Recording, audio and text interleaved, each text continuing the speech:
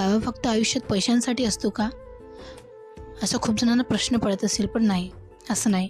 बाबा हा शब्द इतका छोटा जरी असला, पण त्या बाबा या शब्दाची जी मोठी व्याख्या आहे ती कधीच कोणाला समजू शकेल नाही. जो व्यक्ती निस्वार्थपणे आपल्या मुलाची काळजी घेतो, काहीही अपेक्षा न करता, असेलही अपेक्षा, असं नाही म्हणत मी की अपेक्षा नसेल, असेलही अपेक्षा, पण अपेक्षा करूनसुद्धा तो पूर्ण काळजी घेतो. आपल्याला कमी असलं तरी चालेल, पण आपल्या मुलाला पूर्ण असलं पाहिजे या गोष्टीचा जो विचार करतो तो म्हणजे बाबा.